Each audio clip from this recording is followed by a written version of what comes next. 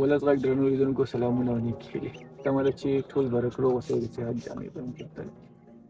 لیدونکو دا لاس کې چې مې کوم یو کتاب نیولی دی نوم یې دی کامه وپېژنئ او د دې کتاب لیکوال هم چې دی قاضي صاحب فضل غني کموال دی نو خوشبختانه به ووایم چې قاضي صاحب پیدا کړلو ډېرې هلې ځلې مو وکړې او راغلو د دوی څنګ ته همدلته ننګرهار ولایت کامې ته راغلو او ومو غوښتل چې د دغه کتاب په اړه باندې ورسره قصې وکړو خبرې وکړو معلومات ترې واخلو او تر څنګ یې نور هغه څه کتابونه یا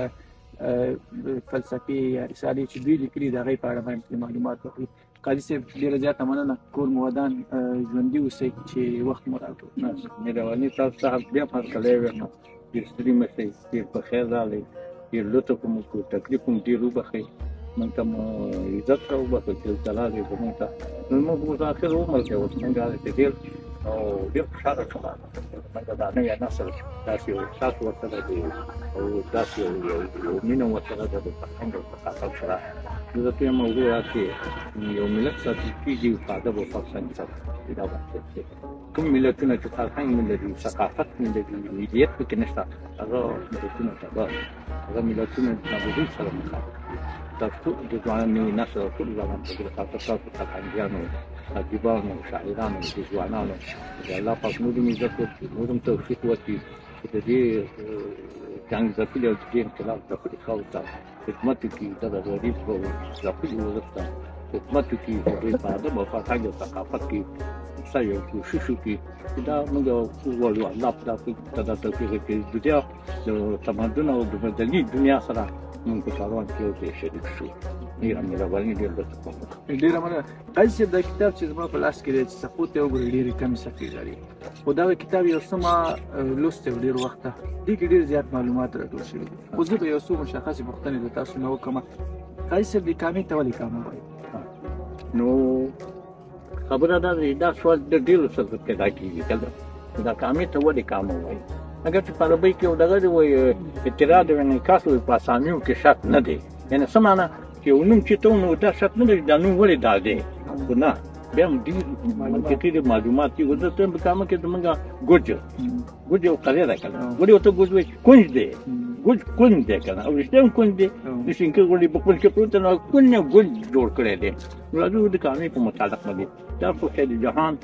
یو تاریخ دی چې تقریبا 140 کاله وړاندې چاپ شوی دی په هندوستان کې هغه واقع هندوستان نو هغې کې په 313 صفحه کې لیکلي دي هغه قومونه دي ټول قومونه یې راخیستي دي هغې استوګنې هم راخیستي تاریخ دی مکمل تاریخ د پښتنو ټول قومونه هم راخیستي فلسله هم راخیستې ده نه یې ټول ځای کړي هغې کې لیکلي په 313 صفحه کې چې دلته په دې منطقه کې د کامې په منطقه کې یو قوم شروع د جدیدیانو نورستانیانو چې هغې ته کامتوز وایي یو ورور دلته پروت کامتوز یې نوم مشر یې خان یا نواک یا مشر او بل ورور یې چې هغه ګشتوز و هغه د ګشتې په منطقه پروت و همدې ته کله چې اسلام راغی او صحابه کرام راغلل د افغانستان فتح شو بیا دې منطقې ته لاړل دا خلک همداسې اسلام یې رانولو کافر خلک لاړو د هندوکش د سپینې غرې مسلسلې ته او دې لمنو ته لاړل چې اوس هم هلته نورستانونه دي که نه او بل هغه کټر او ګمبیر چې راته وایي دا د امیر عبدالرحمن خان په وخت کې مسلمانان شو یعنې د امیر عبدالرحمن خان له وخته پورې دوی اسلام نه و راوړی که نه نو دا خلک چې لاړو دلته مسلمانان دا منطقې فتح کړې په دې ځای باندې واړو نو هغه کامتوز نه کامه شوه او د ګوشتوز نه ګوشته شوله او ژبې خو به یوازې پښتو ژبه وي پکې پښتو ژبه ده کامې ټول پښتو ژبه دی دا کامه مو پېژنې هغې کې ما مکمل رښتې قومونه مې ولیکلي او تر څنګ یې کامه کوم مشهور شاعران لري استاد جمالدین خادم خو لوی شخصیت و که نه هم شاعر و ما مولکان نه راته پاتې نارینتوب دی که نه په لیسه کې لا شعر نه چې شو خادم صاحب شاعر و اوس په افغانستان کې فکر نه کوم بلکې په دنیا کې د پښتو مفسر بل د کې نه دی شوی کامه کې مراد علي صاحب پښتو مفسر دی شوی دی که مراد علي صاحب ډېر ښه تفسیر لیکلی پښتو کې تفسیر یسیر هغې لیکلی دی جمالدین خادم دی کامې امان الله سیلاب دی امان الله اندلیب تېر شوی دی په دې کې سید مراد صاحب ښه شخصیت دی که نه په دې کې موږ بې سواده شاعران حضرت علي نومېده نه پوهېږم دی اصلا خو د غازي آباد اوسېده په دې داخلي کې چېرته اوسېده که نه هغه دغه اوس ملا محتدین دی دې غزي کې تېر شوی که نه هغه شعرونه اکثره کنده محمد نومېده یو قصهخوان و فرهنګ ولاړ سره هغه نو که ما په دې کې علماو کې هم تېره مخکې ډېر لوی لوی علما په کامه کې تېر شوي دي که نه ما په رساله خپله کې لیکلي اوس په فرهنګ او ثقافت کې اوس د موسیقي په حساب کې د محمدین ذاکر سوي هغه مستري په رباب په لغه کې باجه کې په هندوستان کې مستري اخیسته محمدین ذاکر دا ما لیکلي په دې کې او بل دا چې دا په دې کې مې لا یوه خبره بله هم لیکلې ده دې کې دا دو متلونه تېرېږي چې کامه وران شوه بېړاګانې اوس خبرېږي دا داسې خبره نه وه که نه مونږ خو بېړه توتله ته ویو که نه خبرې نه شي کولی نه بېړه بېړۍ صيغه د اسم فاعل دپاره وایي کې بېړه بېړۍ چلوونکي ته وایي پښتو کې کښتۍ ته بېړۍ وایي کښتۍ خو دغه وه که نو دا د کونړۍ سیند زمونږ راوخته دا داخل یې ویوړل چې داخل یې ویوړل نو داخل خلک ودو شپه وه چې سپا راپاس د کورونه وړاندې د غږ جاټه که دا څه چل وشو نیولې ورپسې جوړه شوې له کامره شوه بېړاګان نه بېړۍ چلوونکي دا جاروانان یې اوس خبر شولو جاروانان دي جاروان چې دی دا د اردو لفظ دی کشتي دا د فارسي لفظ دی مونږ کشتي او جالي ته بېړۍ ویو فکر دی که نه بېړۍ نو دا بېړۍ د خلکو دا د بېړاګانو ورته ولګېدل بېړاګان وایي کامل نو بېړا څنګه خبرېږي چې بېړا شو دا خو بیخي خبر نه دی که نه چې کامل رانهږي وایي بېړا یې خبر شو چې خبرېږي توتاګان نه خبرېږي هوښیار خلک دا غلط صحیح ده دا ما دې کې راخیستې بېړه صيغه د اسم فاعل ده بېړۍ چلوونکي ته وایي پوه شوې که نه نو دا متل اوس د خلک سرچه نو چې هلکه کامه وران شو سیند نه وخوته ظالمانو ته جلوانان اوس خبرېږي راپاتې خو باید تاسو بېګا بیا دا وایي دا سیند بند کړی وی که نه هلته پراته وي صحیح ده که نه دا یوه او دویمه خبره دا د قربان شم کامې کې یوه چې دوخې دي که نه دا داسې وه د دې پورې غاړ نه که درته ویم هغه پورې غاړې د وچې منطقې خلک دلته کوم هغه قوم یې ناست هم څوک خفه نه شي که نه نوم بیا ناست هم د قوم د وچې غاړې نه څوک راغلی دی سبی په دې جاده راپورې وکړي هکې راپورې ته دا د یاري بېله ورته موږ ویو که نه دلته وه نو ته چې راغلی د سیند په غاړه کې میا پروت او یخني شوي ده جمع دی لکه دا اوس د چت یو څه دی یخني شوي میا پروت دا میا یې راخیسته هغه میا چې راخیسته دې په چې وړاندې راغلی دی دې مې سره زه څوک څنګه پوښت ما وږی دی مسافر وم یخني وه یو زوړ بوټی یې داسې پیدا کړی دی هغې ته اوبه راټولې میا پکې راټولې چې کباب شي که نه چې ویې کړې چې شی نشته هغه موټه شوی میا پوخ شوی دی چې پخ شوی چې ډکې ولې چې ګورې دوه میا هم پراته حیران شو دا څنګه د مایع واچولې دوه پکې دا وخواته هغه نو یو کربوړی ورسره پوخ شوی و کربوړی دی که نه هغه هلته سوړه وه سوړ نه کربوړی راوته خو د مۍ شکل دی د مۍ سره یو ځای پخ شوی دی واه واه وی قربان شم چې یو واچوم یو میا مې اچولې دوه میان شو وه قربان شم کامې چې یو واچوم دخل نو هغه په دې حساب باندې دا مسله ده که نه چې ما په دې کامه کې مشهور زیارتونه دا مې راخیستي دي شیخ رحیم بابا یې زیارت دی چې د کونړ سیند پر غاړه د چناګچ په پله سره زیارت دی که نه بنګالۍ بابا دی چې ګوچ کې زیارت دی او په نعیم صاحب دی قلعه خون کې زیارت دی میاقایي صاحب دی په شیرګل کې ځای ته رضاڅان کې دی فقیر صاحب دی چې په کورالګانو زیارت دی عجیب بابا دی چې لاندې په دغه کې کنډو کې زیارت دی که نه فیض الله بابا دی چې د لنډه بوچ په قلعه کې زیارت دی فیض الله بابا لالا صاحب دی دم په لنډه بوچ کې لاس پلاس بابا سپین غر میر داخل صلی الله علیه وسلم غل دی کنه هلته زیارت دی لاس پلاس بابا غاجي محمد عمر په سنگرسته کې سنگر د پاچانو نیکه دی تور احمد تور اخون بابا په دغه بایسکلو کې دی د کامې علما چې دي د مرحوم مولوي محمد ابراهیم کاموي پوه شوې لنډبوچ نه دی او مرحوم مولوي میاګل کاموي چې لنډبوچ کې دی ما پلار دی که نه مرحوم مولوي رحمت الله په لنډبوچ کې دی مرحوم مولوي بهاودین دا هم زما تر ملاقات دی مرحوم مولوي محمد صادق د صداقت دی پلارو نیکي مولوي محمد هاشم د صداقت پلارو مرحوم محمد عارف د صداقت چپترو مولوي حبیب الرحمن کاموي دا مولوي حبیب الرحمن کوم دا لنډبوچ کې دی دا مولوي حبیب الرحمن کاموي دا د مولوي ابراهیم صاحب ورور موسی شفیق ترو او ډېر لوی غازي شو امان الله خان سره په هم مراد کې یو ځای ادا کړې وه د ورځې به دوه ډوله ډوډۍ په کامه کې پخولې او حاجي هم ته او موسی شفیق یادونه تاسو وکړو دا شیخ اعظم هم تېر شوی و که نه موسی شفیق څوک موسی شفیق خپله شیخ اعظم دی خو ډوډۍ که نه مرحوم مولوي محمد اسماعیل شفیق صاحب تره دی که نه دا ما لیکلي دي چې د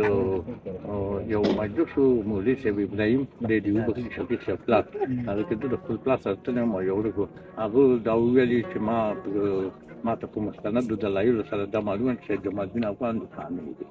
دا خو هغه وخت کې شمس الدین مجروح او شار پاچا او دا خلک د ځای صف دربار کې وزیران نو دا تیر شوي د کونړ څخه هغه د کونړ کې نه د پلان معلوم دی نه نیکو معلوم دی نه زه معلوم دی خو هغه وخت د کونړ یې کار دلته کامه کې زه معلوم دی کار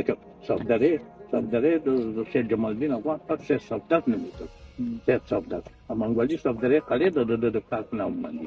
وایي شو کنه دا د ولایت دی هغه میر بامبل او د اولادې ته د اولادي د پوښي اوس دلته اوسېږي او هغه کتاب په لیکي د شل ورځې د امیر شیر خان په وخت کې د شهیدګل په جماعت کې امامت کړی لرته د خبره پوښي کنه د دې لاړو په دې کې چې دا وایي چې د کونړ دی دا کامه هم مربوط د کونړ وطن کامه او کونړ زمونږ د کونړ په ترمن دغه یو سکه بابا غم دی کنه په منګوال د کونړ دی په منګه هغه وخت د هغه چې کونړیان چې د کونړ دی د کامه کونړ وا چې کامه